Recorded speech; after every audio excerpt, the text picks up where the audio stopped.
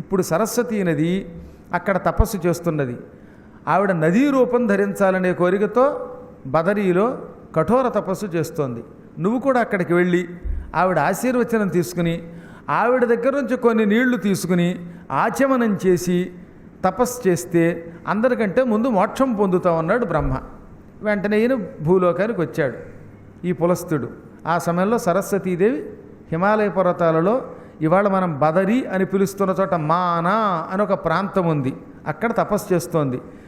అన్ని నదుల్లో కల్లా నేను గొప్ప నదిని అవ్వాలి, నా శరీరం ఈ శరీరం విడిచిపెట్టేయాలి, ఇక్కడ ఈ శరీరం నదీ రూపంలో ప్రవహించాలి, ఇందులో స్నానం చేసిన వాళ్ళు తరించాలి, ఆచమనం చేసిన వాళ్ళకి విద్య రావాలి, ఎక్కడికి వెళ్ళినా సరస్వతీ నది అని అందరూ నన్ను పొగడాలి, ఆ తర్వాత నేను మరొక దివ్య రూపంతో బ్రహ్మభార్యగా పక్కనే ఉండాలి అనే కోరికతో విష్ణువు కోసం అక్కడ తపస్సు చేస్తుంది. ఈయన నేనే మోక్షం పొందాలని వాళ్ళ అబ్బాయి పులస్తుడు అక్కడికి చేరాడనమాట బ్రహ్మగారి సలహా ప్రకారంగా. ఆ సమయంలో సరస్వతి కళ్ళు మూసుకుని ఉంటే, అమ్మా నేను ముందు కైవల్యం పొందాలి, కైవల్యం పొందడం కోసం తపస్సు చేయడానికి అక్కడికి వచ్చాను, దయతో నాకు నీ కమండలంలో ఉన్న కొంచెం నీరిప్పించు, ఆ నీటిని ఆచమనం చేసి నేను తపస్సు చేస్తాను అన్నాడు. ఆచమనం చేయకుండా తపస్సు చేయకూడదు, గుర్తుపెట్టుకోండి.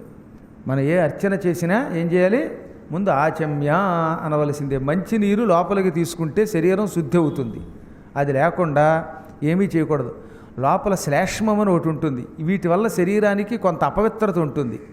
అందుకే ఈ మంచినీళ్ళు తీసుకుంటే ఈ కఫాదులు, ఈ లోపల ఉండే కొన్ని కాలుష్యాలు తొలగిపోతాయి. నీటికి జీవనము అని పేరు. అందువల్ల మంచినీళ్ళు తాగితే మత్తు కూడా వదులుతుంది. తీవ్రంగా మత్తు వచ్చేస్తున్నప్పుడు హాయిగా ఓ చెంబుడు మంచినీళ్ళు తాగి వచ్చి కూర్చోండి, వెంటనే మత్తు వదులుతుంది. మరి ఎక్కువ తాగితే కొన్ని ఇబ్బందులు వేరే వస్తాయి, కానీ మొత్తం మీద నిద్ర మత్తు వదలడానికి కాస్త జలాన్ని ఆచమించాలి అని శాస్త్రం అన్నమాట. అందుకని ఆచమనము లేకుండా, సంకల్పము చెప్పకుండా యజ్ఞం చెయ్యకూడదు, తపస్సు చెయ్యకూడదు, ఏ పని చేయకూడదు. అందుకే సింహాసన త్వాత్రింశికలో కొరవి గోపరాజు గారు స్పష్టంగా చెప్పాడు, చెంచల ఆత్మకృతము సంకల్పరహితంబు అయిన జపములెల్ల హాని పొందు.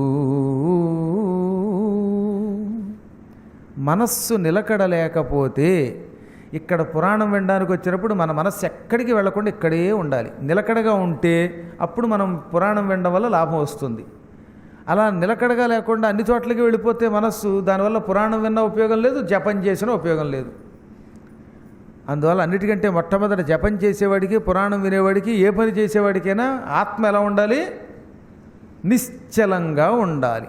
సంకల్పరహితంబు, సంకల్పం చెప్పుకోకుండా చేసే పూజ కూడా దండుగా.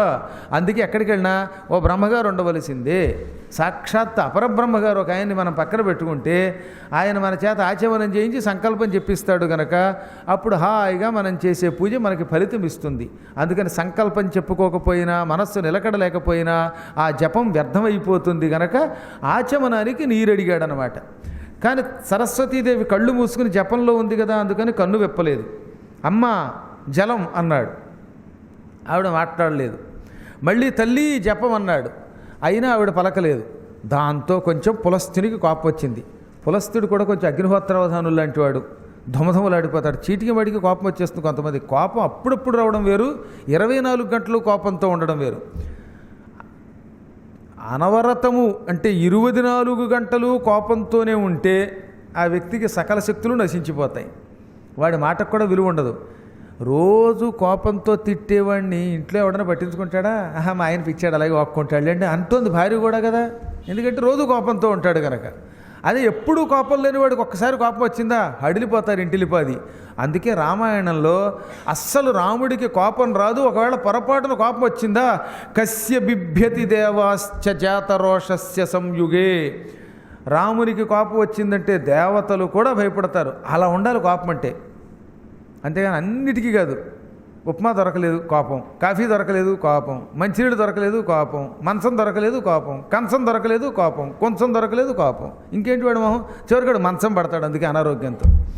ఇవన్నీ నియమములు అన్నవాటి. పురాణములు మనం వింటున్నప్పుడు వాటిల్లో ఉన్న వాటిని కొంచెం ఆచరణలో పెడితే, వేదవ్యాసాదులు ఇది విమర్శించడానికి ఇతరులు తిట్టడానికి పెట్టలా, మన కోసం చెప్పారు. తెలియక కొంతమంది అజ్ఞానులు పురాణాల్లో ఉన్నవాళ్ళు విమర్శిస్తున్నారు అనుకుంటున్నారు, కానీ విమర్శించడం ఏంటండి? ఎవరైనా నీ కోపం వస్తే ప్రమాదం రా అని చెబితే అది విమర్శించడమా? ఎక్కువ తింటే ప్రమాదం రా అని చెబితే తిట్టడమా? డాక్టర్ గారు ఏమైనా సలహా ఇస్తాడు? డాక్టర్ గారు మన ఆరోగ్యం కోసం సలహా ఇస్తాడు. శరీరాన్ని మనస్సుని కూడా ఆరోగ్యంగా ఉంచుతాయి పురాణాలు. అందువల్ల వాళ్ళు ఏం చెబుతారంటే అనవసరంగా క్రోధాదులు పొందకండి అని.